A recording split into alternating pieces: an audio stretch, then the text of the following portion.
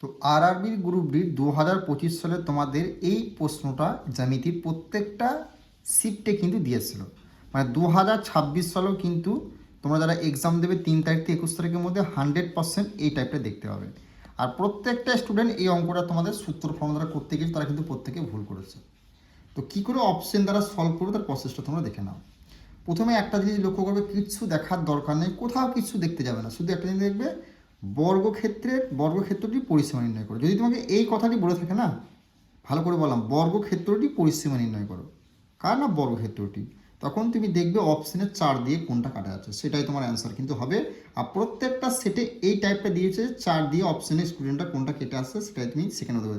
4 দিয়ে 66কে যায় না, 4 দিয়ে দেখো 96কে যায়, 4 দিয়ে 96 কিন্তু কাটা যায়, তো এটা অ্যান্সার হবে। 4 দিয়ে 75কে যায় না, 4 দিয়ে 87কে যায় না, তাহলে অপশন বি হয়ে গেল এই প্রশ্নের রাইট অ্যান্সার। শুধু তোমাকে কোনটা মনে রাখতে হবে না, বর্গক্ষেত্রটির পরিসীমা নির্ণয় করো। এই জিনিসটা মাথায় রাখতে হবে, যখনই বর্গক্ষেত্রটির পরিসীমা নির্ণয় করতে বলবে তখন তুমি অঙ্কটা কিন্তু পড়তে যাবে না। অনেকে কী করে অঙ্কটা পড়তে যাবে, অঙ্কটা দেখবে তারপরে করবে, সেটা করার দরকার নেই।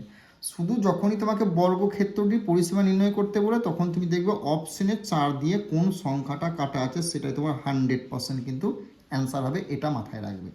ওকে, যদি দুটো সংখ্যা মিলে যায় সেক্ষেত্রে তখন তুমি কি করবে, সেই প্রসেসটা আমরা বেঙ্গলি টেক্সটবুক অ্যাপে দেখাচ্ছি, তুমি সেই প্রসেসটা দেখে নেবে। দুটো সংখ্যা যখন মিলে যাবে তখন তুমি কি করবে সেটাও আমরা কিন্তু বলে দেবো অ্যাপে।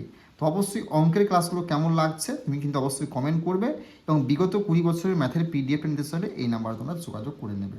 আর গ্রুপ ডির পরীক্ষাকে লক্ষ্য করে আমরা 30 থেকে 40খানা সেট করে দিয়েছি। তুমি যদি এই কদিনের মধ্যে গ্রুপ ডিতে 18 থেকে 20 নাম্বার স্কোর করতে চাও, যে কোনো অঙ্ককে আমরা এভাবে অপশন দ্বারা সলভ করেছি, তুমি সেই ব্যাচে কিন্তু যুক্ত হতে পারো বেঙ্গলি টেক্সটবুক অ্যাপে। ওকে, তো পাস ফেলের এই অঙ্কটা আরআরবি গ্রুপ ডি 2025 সালে প্রত্যেকটা সেটে দিয়েছে। পাস ফেল থেকে ভাই এই টাইপটা তুমি 100% 2026 সালে প্রত্যেকটা সেটে দেখতে পাবে যারা গ্রুপ ডি এক্সাম দিয়ে। ভালো করে দেখে নাও।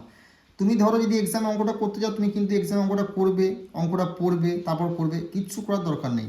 দেখো অন্য স্টুডেন্টরা কী করবে, অঙ্কটা প্রথমে পড়বে। দেখো 1000জন ছেলে 600 জন মেয়ে একটি পরীক্ষায় অংশগ্রহণ করে, যদি 40% ছেলে 35% মেয়ে পরীক্ষায় উত্তীর্ণ বা পাস হয় থাকে, তাই পরীক্ষায় অনিত্যন্ন অর্থাৎ ফেল করা মোট পরীক্ষার্থীর সংখ্যা শতকরা প্রায় কত। যখন তোমাকে এই টাইপের তুমি কী করবে, দেখো 40% ছেলে কী বলেছে পাস, মানে 40 জন যদি পাস করে তাহলে ফেল করে কত 60% পড়ে হলো, বোঝা গেল।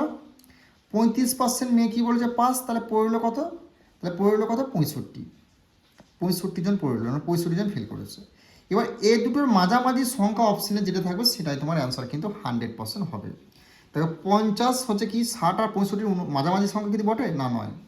70 কি বটে 50 এই 60 আর 65 মাঝামাঝি সংখ্যা না, নয়। 61 দেখো 60-এর পর 61 হয় আর 65 আগে, মানে মাঝামাঝি সংখ্যা হচ্ছে 61.88, এটা হয়ে যাবে অ্যান্সার। 31টা কিন্তু নয়, 60 আর 65 মাঝামাঝি, তাহলে এটা অ্যান্সার হবে না। তো আশা করছি পাস ফেলের অঙ্ক দিলে তুমি দেখবে পার্সেন্টেজ কত বলেছে সেটা তুমি লিখলে, বাকিটাই তুমি লিখবে। এখানে পার্সেন্টেজ বলে সেটা বাকিটা তুমি লিখলে, এই দুটোর মাঝামাঝি সংখ্যা যেটা হবে ভাই সেটাই তোমার 100% একদম পাস ফেলের অঙ্ক অ্যান্সার হবে।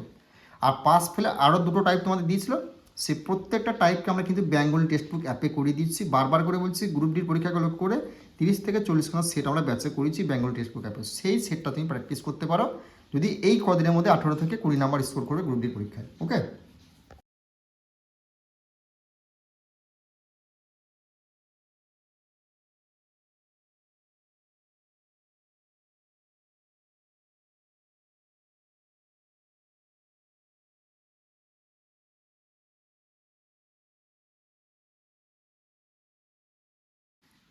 আরআরবি গ্রুপ ডির পরীক্ষায় এজ সংক্রান্ত অর্থাৎ পিতা পুত্র মা মেয়ে এই সংক্রান্ত টপিক থেকে এই টাইপটা ভাই এই অঙ্কটা প্রত্যেকটা সেটে দিয়েছে। আর এই অঙ্কটা তুমি ধরো যদি অপশন দ্বারা না করো তাহলে কিন্তু এক্সাম ক্লিয়ার করতে পারবে না, একদম সোজা জলের মতো। শুধু দুটো জিনিস তুমি বুঝে রাখো, তুমি অঙ্কটা পড়ে নাও, কী করে দেখবে। দেখো এক মা মেয়ের বর্তমান বয়সের অনুপাত হচ্ছে 8:3, 12 বছর পর তাদের বয়সের অনুপাত হচ্ছে 2:1। মা ও মেয়ের বর্তমান বয়সের সমষ্টি কত। একটা জিনিস তুমি মনে রাখবে, আর কিছু মনে রাখার দরকার নেই। দেখো মা ও মেয়ের বর্তমান বয়সের সমষ্টি কত, সমষ্টি মানে কি যোগ। তো সমষ্টি কথা যখনই বলবে না তখন তুমি কি করবে, এই যে বর্তমান বলেছে এখানে দেখো বর্তমান আছে লেখা, অনুপাত থেকে যে বয়সের সমষ্টি বলেছে মানে এই দুটোকে যোগ করবে, 8 আর 3কে যোগ করবে, বোঝা গেল। মা ও মেয়ের বর্তমান বয়সের সমষ্টি জিজ্ঞেস করেছে, তাহলে বর্তমান বয়স হচ্ছে এই দুটো, এই সমষ্টি মানে হচ্ছে যোগ, এই দুটোকে যোগ করবে, 8 দিনে যোগ করতে 11, এই 11 দিয়ে অপশানে ভাই যেটা কাটা যাবে সেটা তোমার 100% অ্যান্সার হবে। বোঝা গেল? 11 দিয়ে 66কে কাটা যায়, 74কে যায় না, 71কে যায় না, 69কে যায় না। বোঝা গেল? অপশন এ হয়ে গেল এই প্রশ্নে তোমাদের রাইট অ্যান্সার। বোঝা গেল? আর এই টাইপটা গ্রুপ ডির প্রত্যেকটা সেটে তোমাদের দিয়েছে। একদম বারবার করে বলছি, যে কোনো অঙ্ককে তুমি যদি এভাবে শিখতে চাও, আমাদের SSC GD, WB, panchayat, ICDS, ALP, RRB, group D, এনটিপিসির ব্যাচ আমরা শুরু করি, সেই ব্যাচে তোমরা যুক্ত হতে পারো। আর ক্লাসগুলো কেমন লাগছে ভাই অবশ্যই কমেন্ট করে জানাবে। কোন টপিক থেকে ক্লাস চাইছো সেটা বলবে, 20টা কমেন্ট যদি হয় তাহলে কিন্তু আমি সেই টপিক থেকে ক্লাস তোমাদের নিয়ে আসবো।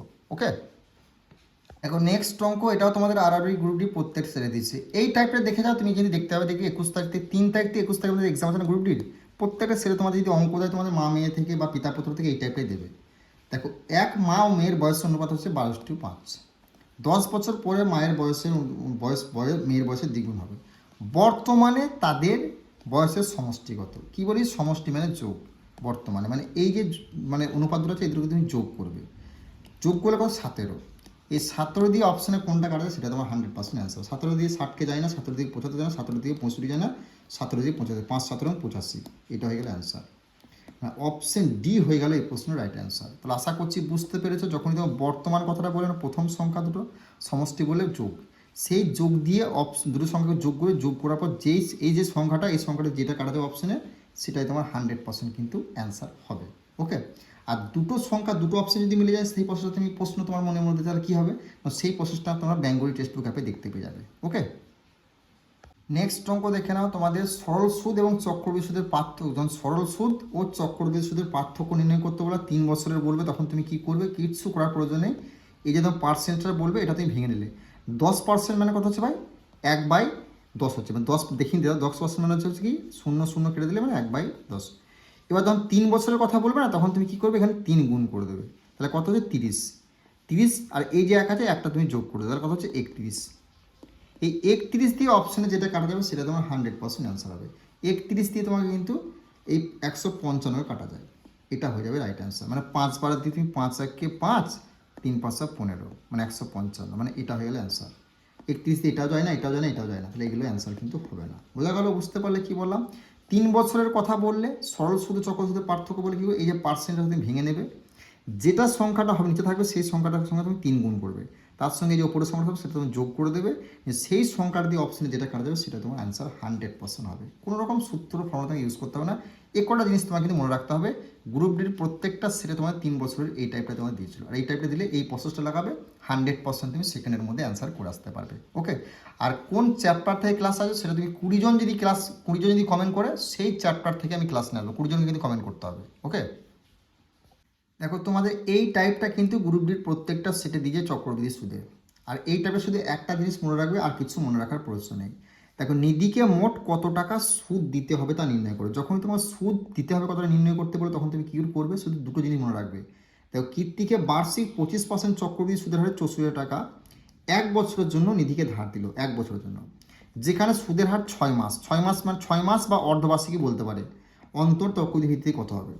দেখো, বার্ষিক মানে হচ্ছে 1 বছর, এখানে 6 মাস কথা বলেছে, তখন তুমি কি করবে? এই যে পার্সেন্টেজ আছে না, এটা তুমি হাফ করে নেবে। যদি এখানে বার্ষিক বলে 25% চক্রবৃদ্ধি সুদ, এখানে 6 মাস পড়লো, বা তোমাকে অর্ধবার্ষিকও বলতে পারে, তখন তুমি এটা এই পার্সেন্টটা হাফ করে নেবে। 25% হাফ মানে হচ্ছে 12.5, বোঝা গেল?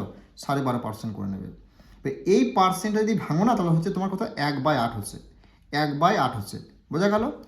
নিয়ে তুমি কি করবে? এটাকে নিচে 2 দিয়ে গুণ করবে, তাহলে কত হচ্ছে? 8 গুণে 16, আর এই উপরে একটা সংখ্যা আছে, এটা কিন্তু 17, তাহলে কত হলো? 17। এই 17 দিয়ে অপশানে যেটা কাটা যাবে সেটা তোমার 100% অ্যান্সার। 17 দিয়ে অপশান ডি কাটা যায়। তাহলে 12% মানে 1/8টা কোথাতে গেল? দেখো, 1/8টা কোথাতে গেলে তোমার বলে দিচ্ছি। দেখো, এই যে 12% আছে না, এখানে তুমি দেখো প্রথমে পার্সেন্টে তুলে দিলে তো নিচে হবে 100, বোঝা গেল? এখানে দশমিক তুলে দিলে নিচে এখানে শূন্য চলে আসবে। এই 25কে তুমি যদি এই 1000 দিয়ে তুমি ভাগ করো না, তাহলে হচ্ছে 1/8। এই জিনিসটা তুমি এখানে লিখলে, তার সঙ্গে তুমি 2 গুণ করবে, এই 2 গুণ করাবে, এই যে সংখ্যাটা থাকবে তার সঙ্গে সেটা যোগ করে দেবে। এই যে সংখ্যাটা বেরোবে, এই সংখ্যাটা দিয়ে অপশানে যেটা কাটা যাবে সেটা তোমার অ্যান্সার হবে। যখন তোমার সুদ কত দিতে হবে নির্ণয় করতে, তখন তুমি এইভাবে করবে। বোঝা গেল কি বললাম? যদি এখানে বার্ষিক বলেছে, এখানেও বার্ষিক থাকতো, তাহলে কিন্তু এই 25%-এ ভাঙতাম। এখানে বার্ষিক বলেছে, এখানে 6 মাস বলেছে বা অর্ধবার্ষিক বলেছে, এই দুটো জিনিস মনে রাখবে। তখন তুমি এই যে পার্সেন্টেজ এটা অর্ধেক করে নেবে। বোঝা গেল?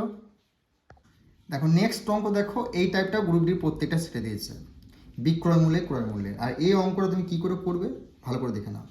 একটি ফুলদানির ক্রয় মূল্য 120 টাকা, যদি দোকানদার 5% ক্ষতিতে বিক্রি করেন তবে বিক্রয় মূল্য কত হবে। দেখো প্রথম কথা হলো সে কিনেছে কত, 120 টাকায় কিনেছে। ধরো তুমি 120 টাকায় কিনলে, 5% ক্ষতিতে যদি বিক্রি করো, 5% ক্ষতি যদি বিক্রি করো, তাহলে নিশ্চয়ই 120 থেকে কম তোমার দাম নিতে হবে।